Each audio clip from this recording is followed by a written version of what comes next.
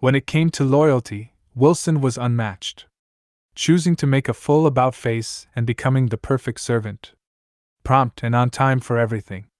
His convenience was unmatched. Like a professional servant, Wilson stood in the doorway to inform his master that dinner would be available shortly. Julian wasn't down for such a change. Davin was sure it was him who wanted the servant to acknowledge him as master. But for Julian, this wasn't it at all. When he chose to toss away their miracle stone, he was expecting more than a clingy servant. The knock at the door caught both their attention. Even if Wilson was fast, there was no way he was that fast. Davin invited their guests in. To their surprise, a familiar face emerged, greeting Davin as Priest Dullan, worshipper of Gaia.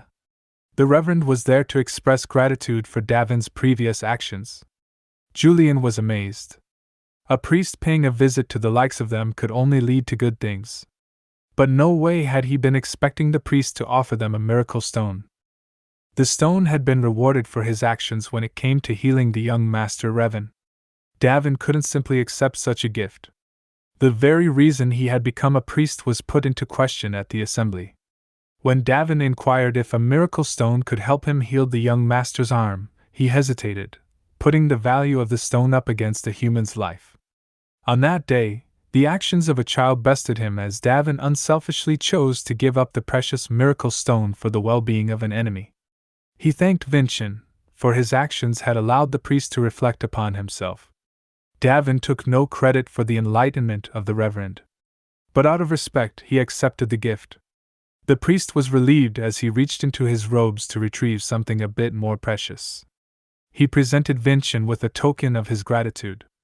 If he ever required the help of the temple, he was to present them with this token. And so that the young Master Vincent understood the importance of such a gift, he relinquished knowledge that wasn't in the public domain. He had recently become a second-class priest. This didn't mean much to Davin, but Julian was astonished by the revelation. Having such a token would net them the treatment akin to a second-class priest. The priest bowed to Davin, wishing him farewell and again thanking him for all he's done. Julian's gamble had paid off. They had gained something much more valuable than an obedient servant. Davin gave praise where it was due, putting Julian on cloud 9. He wondered if Julian's tendency to be easily pleased came from his extended solitary life. The word praise sent Julian into a panic. His father usually took his meal alone, but there was once a time where the victor of the Assembly of True Swords was invited to dinner. This piqued Davin's interest. It turned out to be the second-born, Sister Dia. Her overwhelming victory in the assembly necessitated such a reward. If what Julian said was true, there was a possibility that this could happen to them. Rest was off the menu. This wasn't the opportunity he could pass up. Julian couldn't believe his eyes. He was sure he had stressed there was only a 50-50 chance of this. In Davin's opinion, even if the chance was 1 in 100, it was totally worth it. Julian felt this was bordering on embarrassment. Only for Wilson to rush in looking for the young master. As he stumbled over the word patriarch, Davin, fully dressed and awaiting such an announcement, took the words out of Wilson's mouth. The servant couldn't believe he was also capable of predicting such a thing. His master was simply on another level. Clear skies and starlight shined down on the Adenka estate. Davin silently walked the halls, head held high, his destination a supposed honor meeting with his father. It was indeed a surprise when his mother greeted him. His feat at the assembly was making its rounds. His biological mother had passed, giving birth to him. The woman before him was none other than his stepmother Versa Hylame. Before retirement, she was such a destructive force that she was simply known as the Giant. As the woman of the house, she was currently in charge of everything pertaining to the Adenka household. The meeting was brief as his father was waiting. Versa wasted no time escorting him into the study. With the doors firmly shut behind him. It was now do or die. His name echoed through the room as his reality began to warp. The pressure bearing down on him was restricting his ability to breathe. He quickly came to the understanding that this was a test. His father was showing him the true form of the patriarch. He spoke up, assuring his father there was no need for him to exert pressure upon his son in private. He was going to have to do better than that. The reason why would need to be explained. It was pretty simple. Upon entering the room, his mother referred to him as father, instead of by the title patriarch. Versa was thrown off and a bit upset that she had given up the ruse. He released his assault, praising his son's sense of awareness. The reason for his summons was twofold. First, to congratulate him on his victory at the assembly. And second, to address the validity of the concerns of Charles Adenka. The accusations of that man jumped to the forefront of his mind.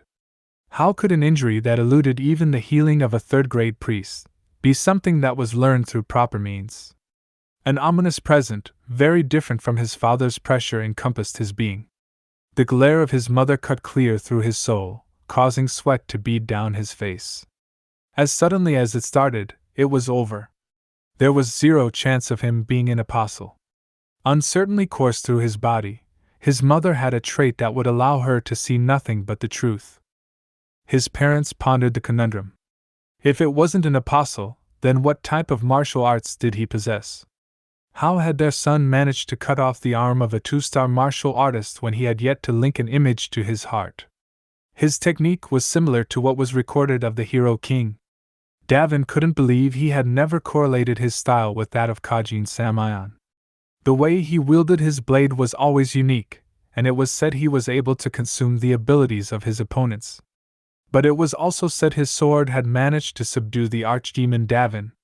So, in his opinion, the stories were merely fabrications of the truth. He wondered what the Samayan family could have been attempting to achieve by pushing such a narrative.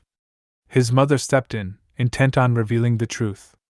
How had Vincent managed to learn a martial art that resembled the hero Samayan? His mother's gaze left Davin in a dangerous position. A single slip of the tongue would forfeit his life.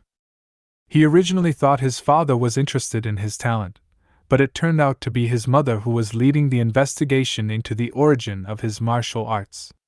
Julian appeared in time, ordering Davin to hold his tongue. This was a trap. With his lack of knowledge on this era, there was a high chance that any of Davin's answers would tip her suspicion. He had to make sure at all costs he didn't reveal his true identity. As things were, it was best if Julian stepped up to the plate. With her treacherous eyes shining in his direction, she demanded he explain himself. Too bad Julian's fear was paralyzing. All his life, his mother's eyes were the biggest opposition to his good-for-nothing son act. Davin understood, but insisted a single step was all that was needed. Every day of his life as the one-armed Davin, he was only able to accomplish his goals by pushing a single step forward. Once done, the rest would naturally follow. He understood Julian's fear, and because of this, he decided to take the first step for him, announcing that he had received the revelation. This was exactly what Julian feared. Such an uneducated answer was all that was needed to fuel his mother's fire. It was known that in most situations, to receive a revelation without a blessing was the work of evil. How could he have fallen into such a simple trap? And why hadn't Julian, the minor god, warned him that the world perceived revelations without blessings as the work of malice? Versa pushed forward, seizing the opportunity. Davin's hesitation was being received as suspicion. There was no hand-holding going on here. If he didn't manage to ease her worries, she would force him through the trials of the sacred court. Or better yet, he could skip the bureaucracy and stand accused in front of the judges of Jeremil. This was enough to force Julian into action, instructing Davin to follow his lead. He upped the ante, insisting that if she found him suspicious, he had no problem standing before the priests of the temple. She never expected he would be willing to take it that far. After all, if he was evil, would a priest of the third class relinquish a miracle stone upon him? Versa Hylame had personally given that particular miracle stone to the priest Dulin herself, and the Reverend felt it was an adequate gift for Davin's service to the temple. Her eyes confirmed his words to be nothing but truth. She pushed Davin further, inquiring if he truly had learned swordsmanship through a revelation. He admitted to learning many things from revelations, but swordsmanship wasn't one. The capability of reading mysterious sword movements was something he had since birth. He only recently decided to push forward with implementing such styles, a part of him was always hesitant to do so. This was Davin's truth. Julian, on the other hand, augmented the story with Vincent's reality. After living a life of hesitation and never putting his best foot forward, he decided it was time for change. Even if it meant a few suspicious individuals would think less of him. Their two existences would blend together to form a truth that their mother's eye couldn't stand against. Together, the two announced their ultimate goal of showing the world their worth, and only then could they surpass the Samayan family and fulfill the long-term goals of the Adenka legacy. His show at the assembly was to show his relatives and his father the strides he's made towards that goal. He believed, if his father saw his battle prowess in person, he would be able to make the appropriate judgment call. So far, the temple has approved. All that's left was the decision of the patriarch. His father was deep in thought. His choice, one way or the other, would decide Vincent's fate. Versa knew which way her husband was leaning, simply by him rubbing his chin. Not that she clued him in on this, but the gesture meant he was extremely satisfied. After thinking over all ramifications, his decision was made. He instructed Vincent to continue to train in his form of martial arts. Davin and Julian's joy was zapped a moment later by their mother. While this might not be common knowledge, the swordsmanship of the hero King Kajin was extremely similar to that of the archdemon Davin. His father agreed to the truth of this fact. So Versa pushed on, for their son to use the hero king's swordsmanship would only draw the ire of the Samayan family. But the fact that it also belongs to the archdemon could be their saving grace. She was sure her husband had taken this into account when he made his decision. The patriarch made sure his lady understood he had taken into consideration what needed to be considered. Hearing such words was a relief to her. With the patriarch's approval came the shifting of responsibility. Because of this, Davin would have to improve to avoid burdening his father. Even though his mother's warning seemed simple, it was anything but. In a single stroke, she not only affirmed his father's decisions but also laced it with her approval. Davin bowed, promising to keep it at the forefront of his thoughts. His victory at the Assembly of True Swords not only showed his worth, but set the standard for the direct descendants of the Adenka family. For raising up the family's name, his father decided to grant him something of his desire. His answer, to become stronger, was a good one, but it wasn't what he wanted, it was what he had to do. His father needed to know what he could do for him. Julian seized the opportunity, announcing their need for access to the library. With no better thought in mind, Davin asked to be permitted entry to the family's archives. This was a giant request, as the rules stated only 3-star martial artists could be permitted such access. As of yet, his father was sure his son hadn't managed to link imagery to his heart. He agreed he hadn't managed such a feat, but what better chance did he have to behave like a spoiled brat of the Adenka household? The answer suited his father. For this, he permitted access to the lowest-ranked library that only 3-star martial artists could enter. He turned to his wife, announcing his intention to bestow the Crimson Lotus upon his son, Vincent. His father had no problems rewarding hard work, but most of all, what was important was that he kept his promise. The Crimson Lotus was a blade used by the patriarch in his youth. The weapon remained by his side as he made a name for himself. The blade was essentially the history of the Adenka family. It was simply amazing to be so old, and to still retain its edge. Julian was simply out of his mind with happiness. But in Davin's opinion, it was too early to be so overjoyed.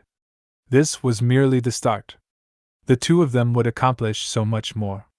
Julian was initially disappointed that Davin had slid into his body, forcing him to relinquish any chance of the Spirit King being his ally.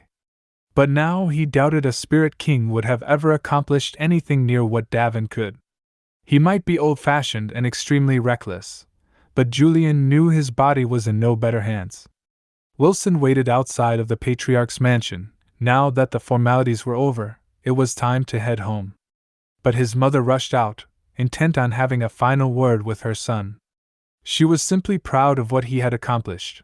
The amount of effort he'd put into bettering himself couldn't have been an easy task. She was sure now that he had conquered the Assembly of True Swords. His plans to enter the Crimson Fortress were already in the works. But with the Crimson Demon in his way, there was no way he wouldn't need aid. The fortress was the #1 training institute of the Adenka family. In order to be acknowledged as a full-fledged martial artist, you would have to overcome the rigorous training of the institute. There were 2 requirements to enter, and he had already accomplished the first. With his victory of the Assembly of True Swords, all that was left was the subjunction of a low-ranked Crimson Demon. When it came to their mother, their best path forward was to simply be truthful. He acknowledged his shortcomings of not planning so far ahead. To Versa, the revelation was unexpected. To her observation, while he might have only used the mysterious technique a few times, his body was left in a state of unbelievable pain because of it. Davin had no problem agreeing with such an observation. His mother insisted he needed to listen closely. It's not possible to take down the Crimson Demon in a single attack. If he attempted it in his current state, his death would be assured. Julian's fear of his mother only left room for negative thoughts. While Davin believed their stepmother was taking a liking to them, Julian was skeptical of her advice. Having lived a life full of sorrow and pain, Davin knew treacherous individuals when he met them. With their mother's ties to the patriarch and eyes that can see truth, she could have easily set them up. While it was up in the air whether she liked them or not, it was obvious that she had no hostility towards them. Before hearing Versa out, Davin took the opportunity to thank her for all she's done and bid her farewell. Versa was attempting to impart valuable information to Vincent on the Crimson Demon, but the child was simply amazing, a martial artist lacking fear or hesitation. His boldness left her heart beating in her chest. A smile filled her face as she hoped Sarvana was looking down on her amazing son. Today he took his first step on his journey to become a martial artist. Wilson was setting out the laundry, happily supporting his master to the best of his ability. A suitcase slammed into the back of his head, and he was accused of plotting. He controlled himself, knowing he had turned over a new leaf. The maid Sari had returned. She had no intent of putting up with Wilson's shenanigans. She was so used to his bull that she attacked him when he was obviously doing the laundry. Sari glanced around the patio, noticing for the first time that he was actually working.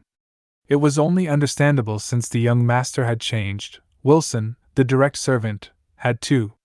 Her mouth dropped open, wondering what had changed about her young master. Wilson assured her she was late to this revelation, and at the moment the young master was in the library reserved for the martial artists of the family. Julian and Devon were ripping through books at an impressive speed. No matter how hard they searched, they couldn't find what they were looking for. The revelation that there were no records from 500 years ago infuriated Davin. Someone had purposely cleansed the archive.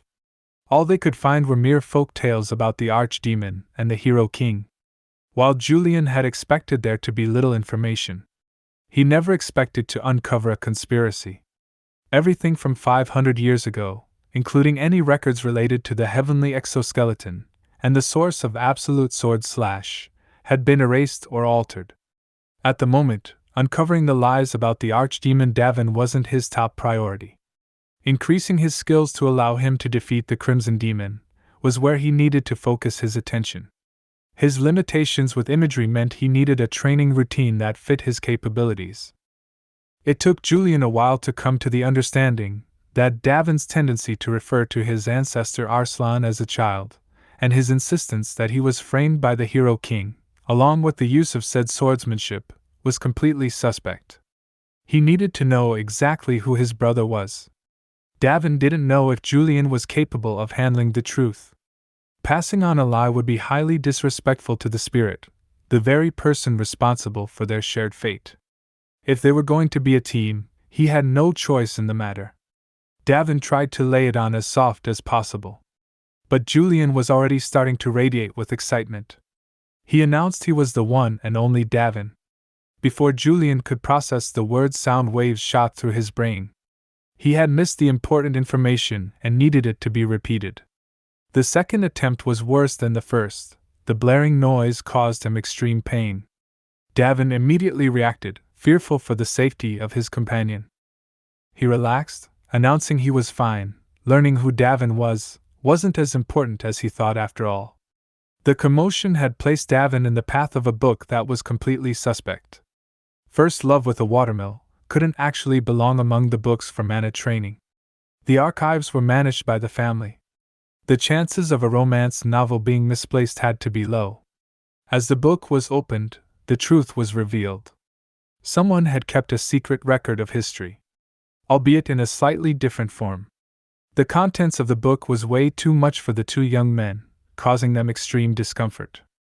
Julian, fanning himself, couldn't believe the truth had been kept in this form.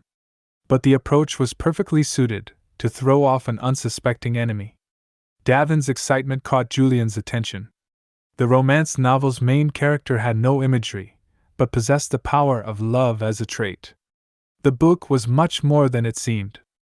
The explanation it alluded to was that traits were not used to induce the flow of mana, but that the flow of mana was used to bring about its manifestation.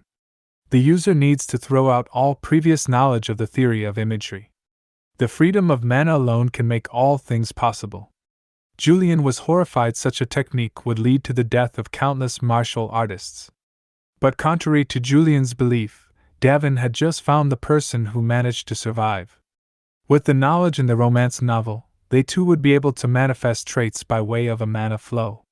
Even with imagery, learning a trait was dangerous. Traits were akin to the wealth of a martial artist, so there was no one who would easily part with the knowledge. Even so, Davin believed they'd found a path to strength. There was nothing left to do but to immediately begin the testing.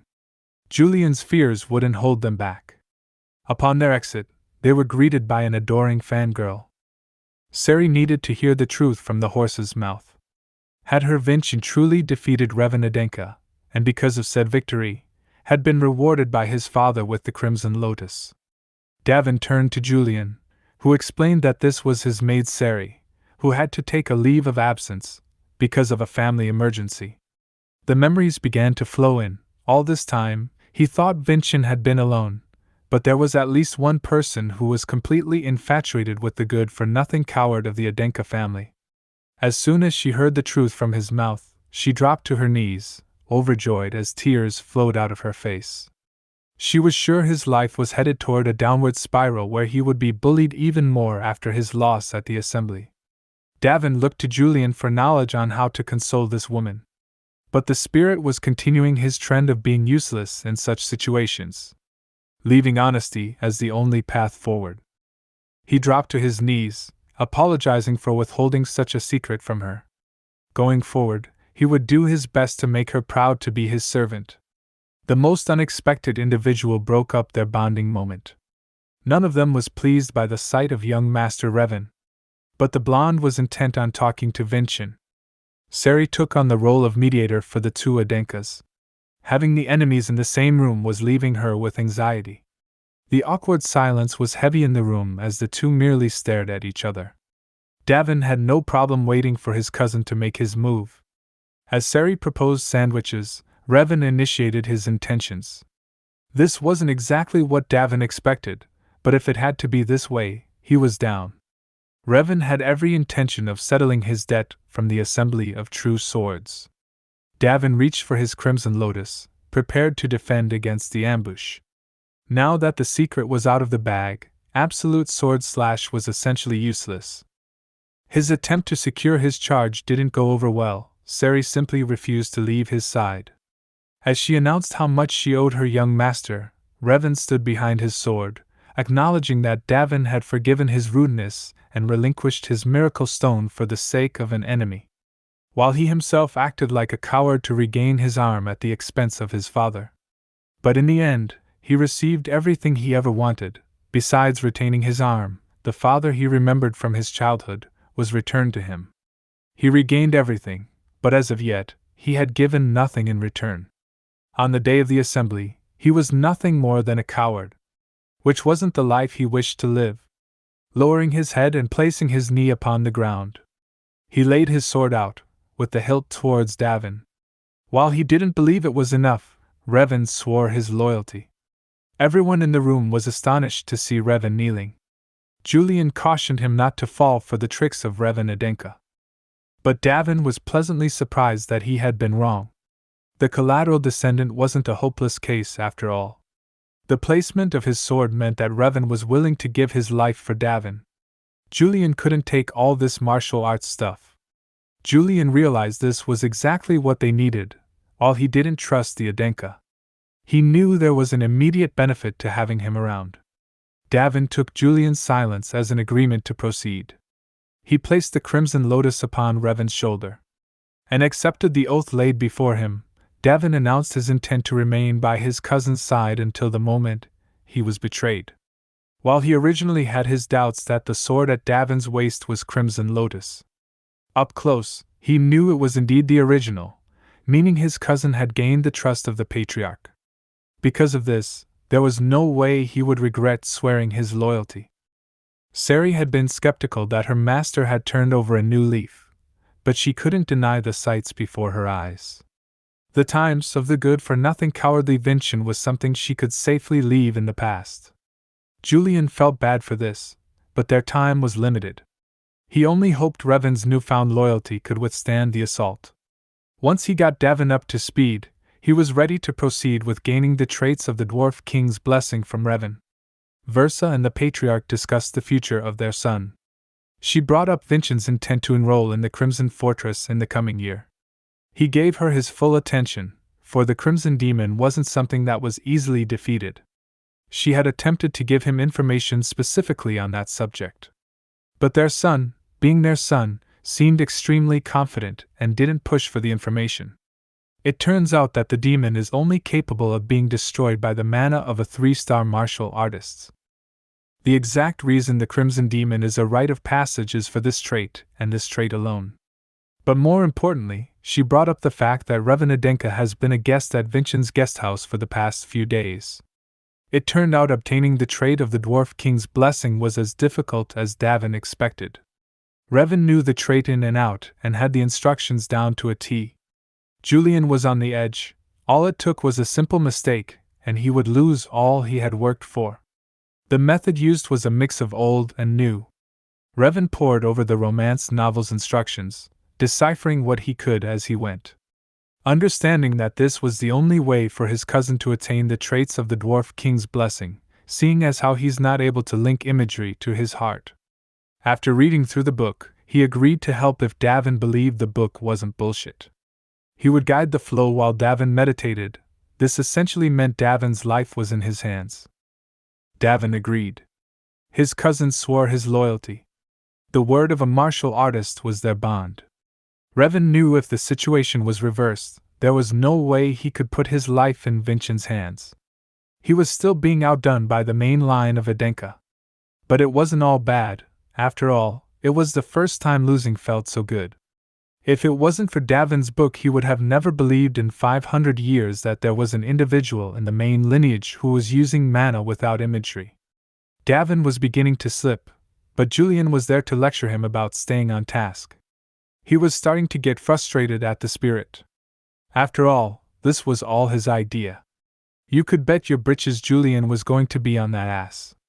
Davin was doing whatever he pleased. His actions were the equivalent of doing somersaults by the side of a cliff. Luckily, Revan was there to encourage Davin to calm down. There was no need to rush. He would get it eventually. Not taking everything you gained by force had never been how he progressed. As one-armed Davin, risking his life was a daily occurrence. There comes a time when you have to throw caution to the wind and push forward. His mana was completely out of control and Julian could see nothing in front of them but their end.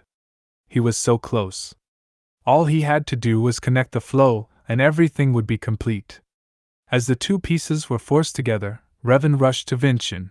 To complete the flow early would only lead to catastrophic effects. The two ends merged together, and Davin was triumphant. But only for a moment, as the two parts ripped apart, and shock waves of mana exploded outwards.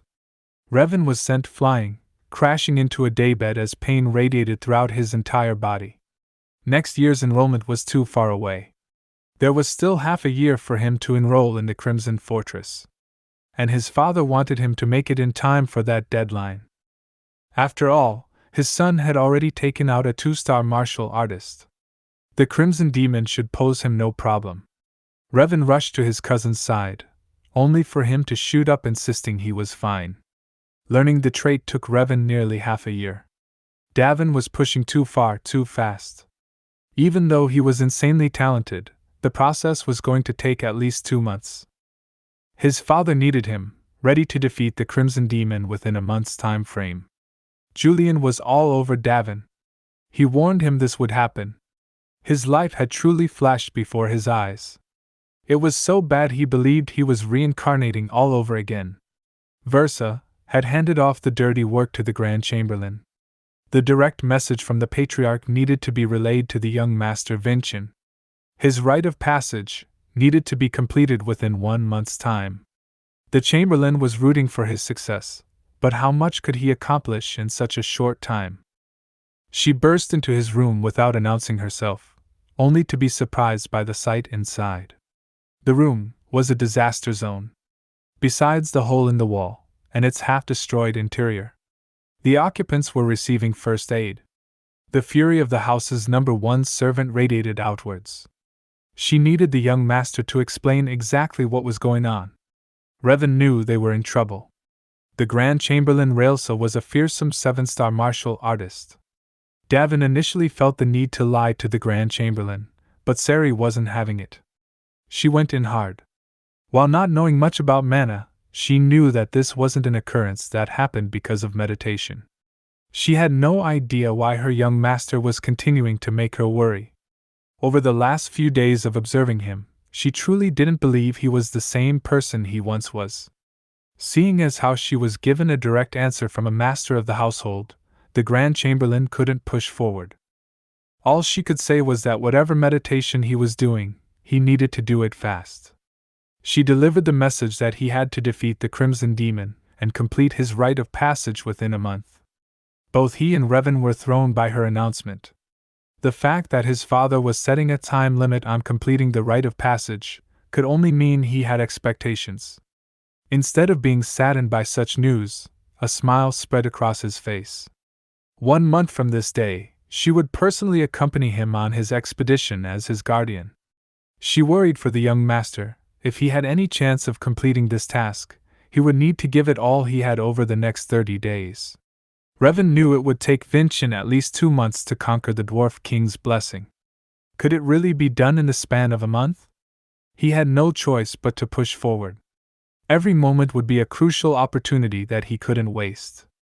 Sari could tell by the look in his eyes that he was planning to be reckless.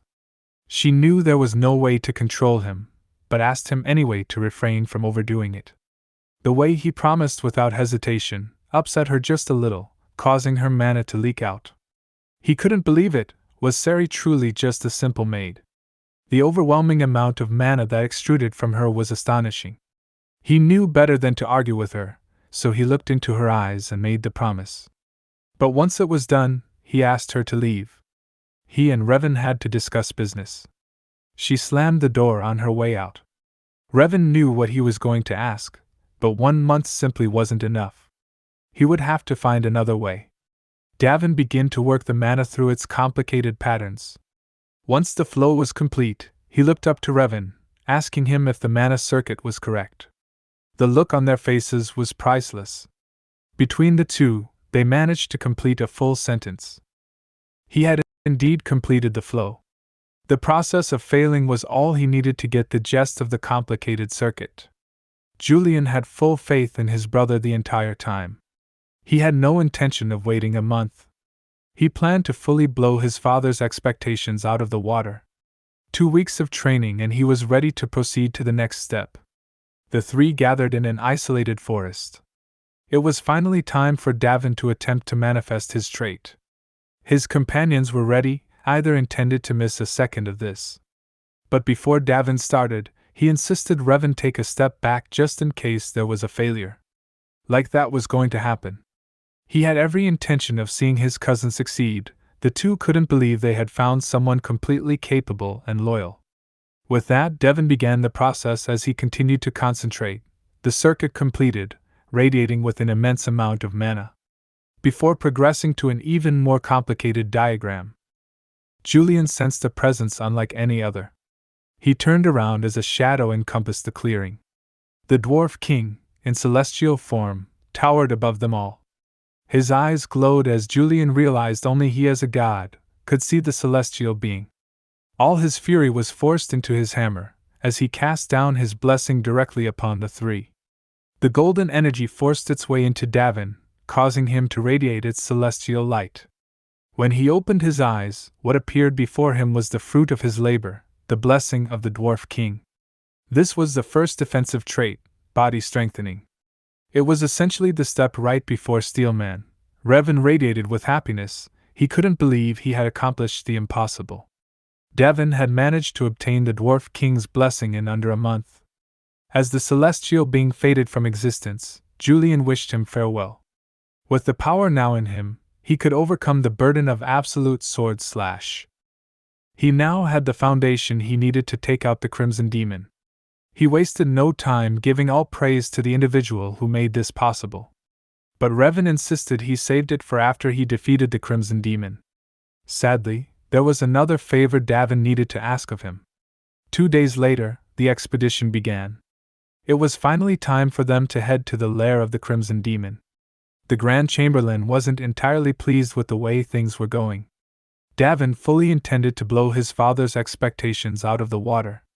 She really hoped he knew what he was doing. Wasting the 2 weeks that was given could possibly be his downfall. Seeing the look on her face, he inquired what was wrong. This would make the 4th time she protected those taking part in the rite of passage.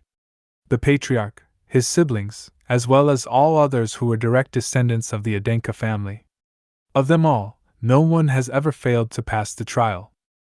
Her loyalty to Sarvana meant that she had to ensure that her son wouldn't be the first to fail. She asked him to not take on such a challenge if all he had was baseless bravery. With a glint in his eye, he turned to the Grand Chamberlain and insisted he had this completely in the bag. The carriage thudded along, moving towards its final destination. For the most part, their conversation was kept to a minimum. But Davin wasn't entirely pleased with the chaperone disguised as a guardian. Julian explained that her role was more as a supervisor than a protector. If there wasn't someone to keep an individual honest, there was a chance that the Crimson Demon's trophy could be bought at auction. Davin couldn't believe there were people willing to tarnish their names and abandon their responsibility to the progress of their martial arts. Julian sighed. The old-timer was from a place that was much too innocent. The Grand Chamberlain broke the silence for the betterment of Vinchin, inquiring if he had done his research on the Crimson Demon. Both he and Julian stared forward as if they had failed to study for a quiz at school. She pushed forward with no intention of allowing them to distract her. 3-star mana or higher was the prerequisite for subjugating the Crimson Demon. From her point of view, the young master had definitely not reached that milestone. Her words made Julian realize that Davin hadn't shown any interest in doing research on the Crimson Demon. He wasn't worried in the least. Davin didn't believe in coincidences. Arslan had to have a hand in this rite of passage. Seeing as how the Crimson Demon was the very first monster he subjugated, studying wasn't something he needed to waste his time on. The Grand Chamberlain simply wished the young master would at least put up his guard. She knew her personality was unapproachable, but she wished he would at least make use of her. Davin cut straight to the heart of the problem. Why exactly was the Grand Chamberlain so eager to lend him a hand? And he simply wasn't buying her answer that she was the guardian and supervisor of this trial. So, he changed the subject in an attempt to square things up. Her budget embezzlement didn't come across as something that was very well hidden. She assured him he caught her lacking. But Davin wasn't buying it. From his point of view, the Grand Chamberlain had intentionally revealed her hand. His astute revelation silenced her as she stared blankly at him over the top of her glasses. He smugly assured her if it was something she didn't wish to talk about, he was fine with that. After all, she had been entirely courteous when it came to his training, not poking her nose in where it didn't belong. The horse's refusal to move another inch meant they had arrived at their destination. The two departed the carriage. The location was a complete surprise to Davin. You would think this place would be called the Lair of the Crimson Demon, but it had no exact name. Most people knew it as the Old Temple. It turned out after taking down the creature known as the Archdemon Davin. The temple was built to commemorate the part their ancestor Arslan played in said victory. Arslan's name reared its head once again, and this time directly tied to the Crimson Demon. As the days went on, the evidence that all of this was intentional continued to stack up. With no more ado, the Grand Chamberlain removed her sword, radiating an immense amount of mana, as she proceeded to commence the trial. She raised her arm to the sky and released her mana directly into the barrier above them. The structure was rejuvenated. The mana barrier was at a level that it would only allow a single monster to pass through. The eyes of an evil visage appeared from inside the temple. The demon wasted no time approaching the intruders. Davin, seeing no point in standing around, asked the Grand Chamberlain to watch closely, for she needed to report back exactly what she saw. In front of her eyes, he would again prove his worth to the Adenka family.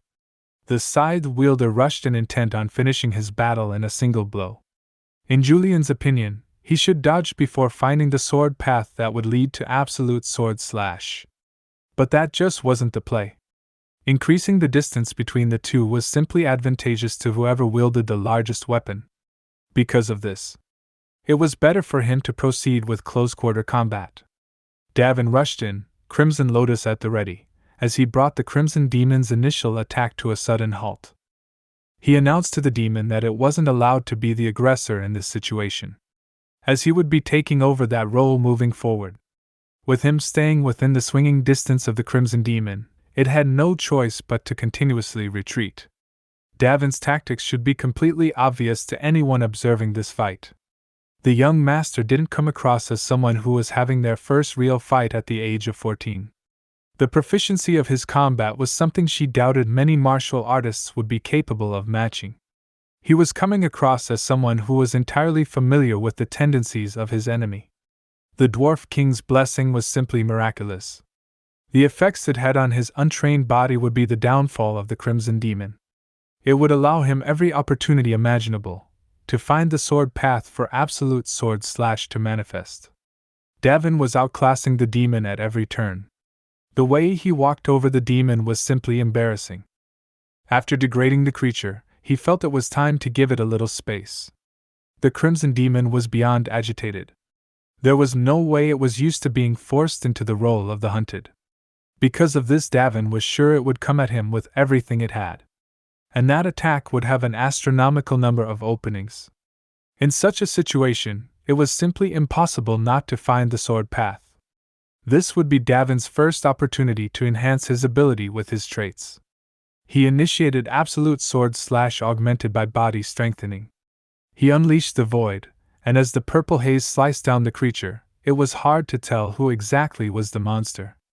With a single attack, the Crimson Demon compressed into a pearl that dropped to the ground with an ominous thud. Davin immediately turned to the Grand Chamberlain to make sure she had witnessed it all. She stood there, radiating her surprise. There was no way the young master didn't know. The reason why the Crimson Demon couldn't be defeated with a single attack was because the demon had 2 lives.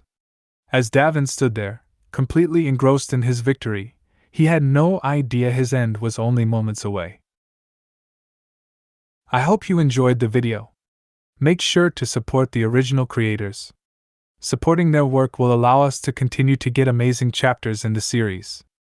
And as always, don't forget to like, comment, and subscribe.